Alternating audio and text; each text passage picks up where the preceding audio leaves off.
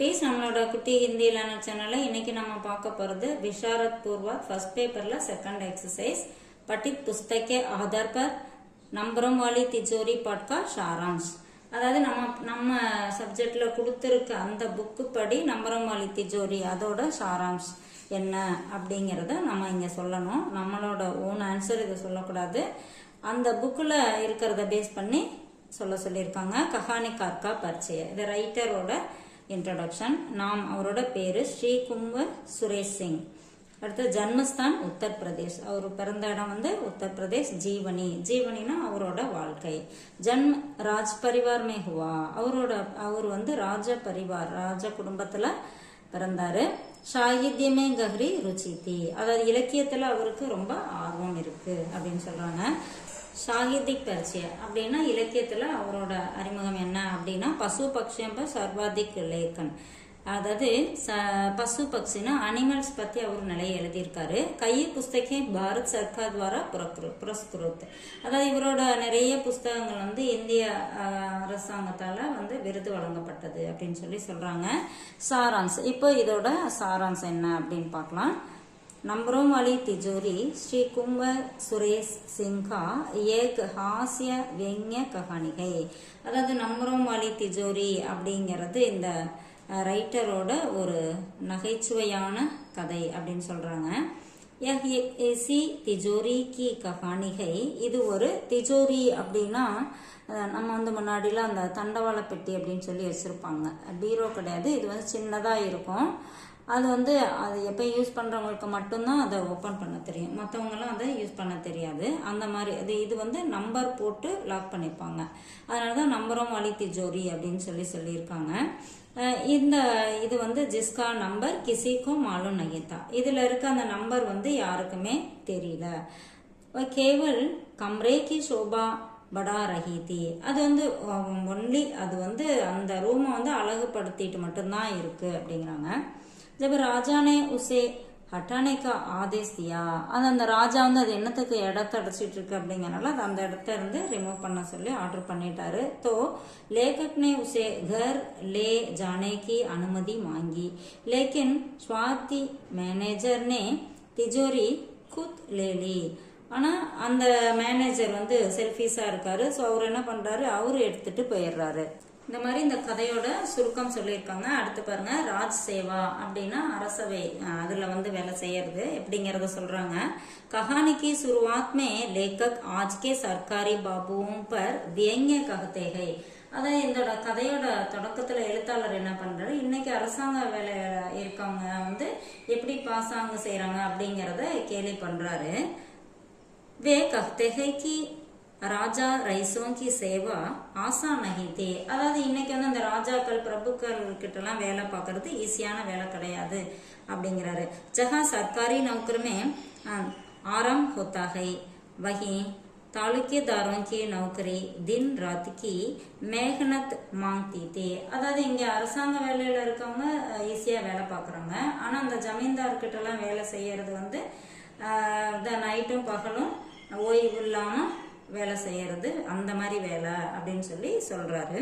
அடுத்தது கஹானிகார் ராஜ் சேவாமே, அதாவது இந்த ரைட்டர் வந்து அந்த அரச வேலை இருக்காரு, அதை பத்தி சொல்றாங்க.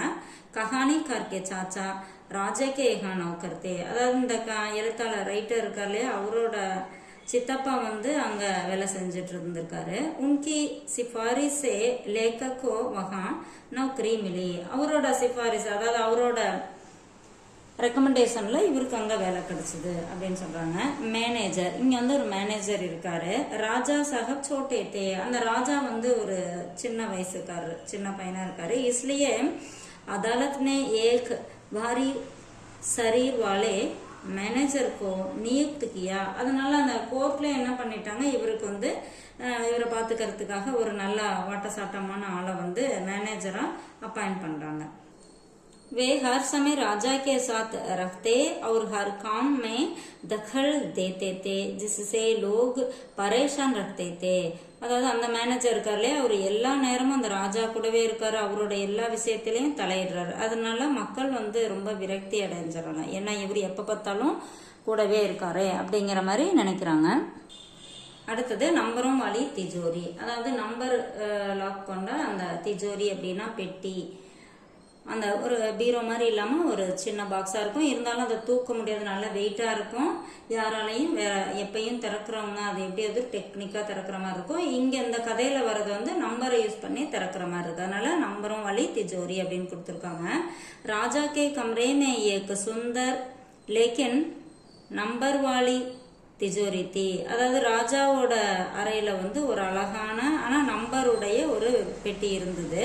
ஜிஸ்கா நம்பர் கிசி கோ பத்தா நஹிதா, அதோட நம்பர் வந்து யாருக்குமே தெரியாம இருந்தது. இஸ்லியே வகு பேகாரி தி, அதனால அது வந்து வேஸ்டா இருந்துச்சு அப்படின்னு சொல்றாங்க. ஏன்னா அதை யூஸ் பண்ண முடியும்னா ஓபன் பண்ணி அதை யூஸ் பண்ண முடிஞ்சாதான் அது யூஸ்ஃபுல்லா இருக்கும், இல்லைன்னா அது ஒண்ணுமே பண்ண முடியாம இருந்தது.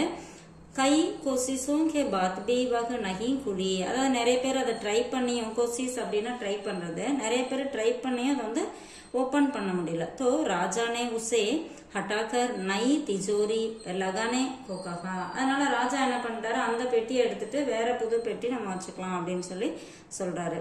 तिजोरी की रूप लावण्यता को देखकर कहानीकार ने उसे घर ले जाने की अनुमति मांगी, அதை பார்க்கறதுக்கு ரொம்ப அழகா இருந்தது, அதனால அந்த ரைட்டர் என்ன பண்றாரு, அதை நான் எங்க வீட்டுக்கு எடுத்துட்டு போறேன் அப்படின்னு சொல்லி பர்மிஷன் கேட்கிறாரு.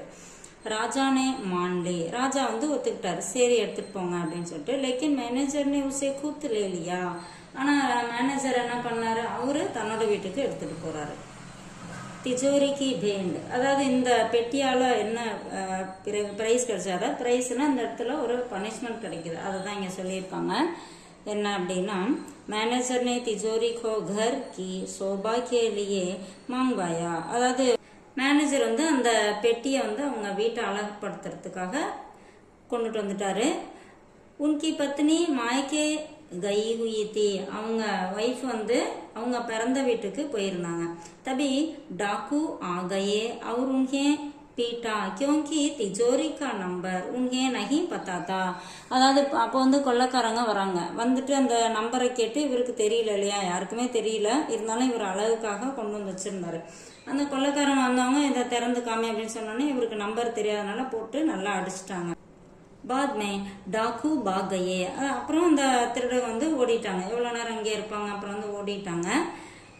ஸோ மேனேஜர் பச் கையே, அதனால அவர் வந்து பொழைச்சிக்கிட்டாரு, எப்படியோ நல்லா அடி வாங்கிட்டு ஆனால் பொழைச்சிக்கிட்டாரு. அவர் திஜோரி துரந்த் மகள் வாபஸ் பகுஞ்சா தீகையே, ஆனால் இவ்வளோ அடி வாங்கிட்டு அந்த பெட்டியை வச்சிருப்பாரா, திரும்பவும் அந்த அரண்மனையில் கொண்டு போய் வச்சுட்டாரு.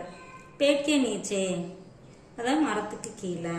இஸ்கே பாத் திஜோரி லேக்கே காவ் பகுஞ்சி, இப்போ வந்து அவர் ஏற்கனவே வந்து அந்த ரைட்டர் கேட்டிருந்தார் இல்லையா, ஸோ அந்த பெட்டி வந்து அந்த ரைட்டரோட கிராமத்துக்கு போய் சேர்ந்துருச்சு. लेकिन डर के कारण उन्होंने उस घर में ना रखकर नीम के पेड़ के नीचे रखवा दिया, ஆனா அவர் வந்து என்ன பண்றாரு, ஏற்கனவே மேனேஜர் வீட்டில் இந்த மாதிரி நடந்துருச்சு அப்படிங்கிற பயத்தில் அவர் என்ன பண்றாரு, அதை வீட்டுக்குள்ள வைக்காம ஒரு வேப்ப மரத்துக்கு அடியில் வச்சிட்டாரு. விசேஸ்தா அப்படின்னா சிறப்பு என்ன அப்படின்னா, கதாவஸ்து கதையோட உள்ளடக்கம். சர்க்காரி வியஸ்தா பர் व्यंग्य அவர் स्वार्थियों की पोल खोलती कहानी, அதாவது இதோட உள்ளடக்கம் என்ன அப்படின்னா, கவர்மெண்ட் அமைப்புல உள்ள ஒரு சீரழிவு, அது இல்லாமல் சுயநலவாதிகளோட நடத்தை, இது எல்லாமே ஒரு நகைச்சுவை உணர்வோடு கொடுக்கக்கூடிய கதை. கத்தோப் கதன் அப்படின்னா டைலாக், உரையாடல். பாத்ரோं की सोच और हास्य को प्रभावी ढंग से प्रस्तुत करता है, இதோட உரையாடல் வந்து அந்த கேரக்டர்களோட எண்ணங்களையும் நகைச்சுவை உணர்வையும் நல்லா தெளிவா கொடுத்துருக்கு. உத்தேசிய நோக்கம், ஒரு கதைக்கும் ஒரு நோக்கம் இருக்கும், என்ன வந்து மக்களுக்கு கொண்டு போய் சேர்க்கறது அப்படிங்கிறது அதான் நோக்கம்.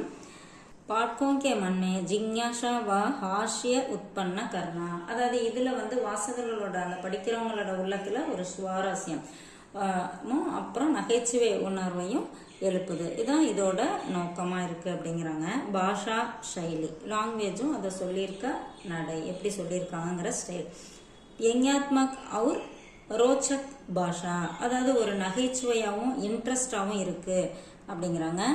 அடுத்தது நிஷ்கர்ஷ். நிஷ்கர்ஷ்னா இதோட முடிவு என்ன அப்படின்னா யஹ் கஹானி व्यंग्य हास्य अब संदेश भरपूर एक सफल रचना है. இது வந்து ஒரு நையாண்டியாகவும் நகைச்சுவையாகவும் ஒரு மெசேஜ் சொல்லக்கூடிய ஒரு முழுமையான ஒரு வெற்றிகரமான படைப்பு அப்படின்னு சொல்றாங்க. இந்த நம்பரும் வாலி திஜோரி இதை வந்து ஒரு ஷார்ட் ஃபார்ம்ல கொஞ்சம் கொடுத்துருக்கேன். உங்களுக்கு இது ரொம்ப யூஸ்ஃபுல்லா இருக்குன்னு நினைக்கிறேன். தேங்க்யூ.